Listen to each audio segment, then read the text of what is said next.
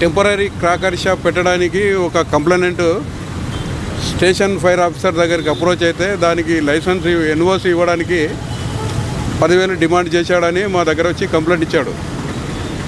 ఆ కంప్లైంట్ దరఖాస్తు తీసుకొని ఎవరైతే station fire officer Satyanarayana Reddy ఉన్నారో ఆయన అది రెప్యుటేషను యాంటీసిడెంట్స్ వెరిఫై చేస్తే ఆ రెప్యుటేషన్ బాగా ఉన్నట్టు లేదు.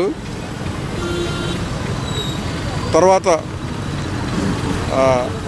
ఈరోజు మళ్ళీ ఎవరైతే కంప్లైంట్ మా దగ్గరికి వచ్చాడో ఆయన్ని సత్యనారాయణ రెడ్డి గారి దగ్గరికి ఫోన్లో మాట్లాడిస్తే 10,000 డిమాండ్ చేసిన తర్వాత ఆయన అంతా ఇచ్చుకోలేను అని 8,000కు ఒప్పందం కుదుర్చుకొని ఈరోజు సాయంత్రం ఈ కాలేజ్ గ్రౌండ్లో నేను అక్కడికి వస్తా వెయిట్ చేయని చెప్పి ఈ సత్యనారాయణ రెడ్డి గారు ఆ కంప్లైంట్ దగ్గరికి వచ్చాడు.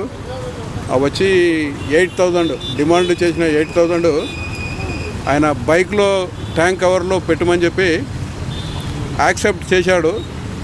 వెంబటే మేము మా టీములు అన్నీ ఆ దగ్గరలో ఉన్న టీములు ఆయన్ని కస్టడీలోకి తీసుకొని ఆ 8,000 రికవరీ చేశాము.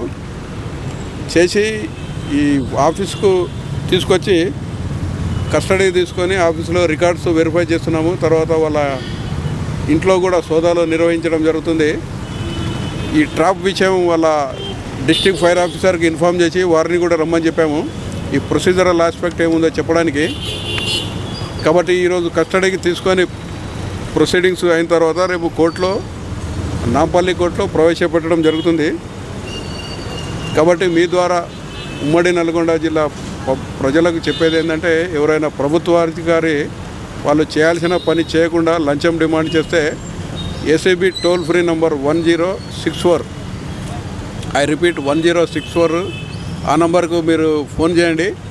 మీ వివరాలు గోప్యంగా ఉంచి ఎవరి పైన అయితే మీరు కంప్లైంట్ చేస్తారో వెరిఫై చేసి కనెక్టెడ్ రికార్డ్స్ ఎవిడెన్స్ తీసుకొని వాళ్ళపైన యాక్షన్ తీసుకోవడం జరుగుతుంది.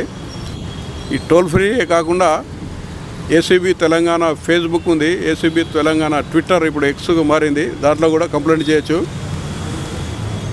అట్లా చేసిన వాళ్ళపైన వాళ్ళ వివరాలు గోప్యంగా పెట్టి మేము తదుపరి చర్యలు తీసుకోవడం జరుగుతుంది.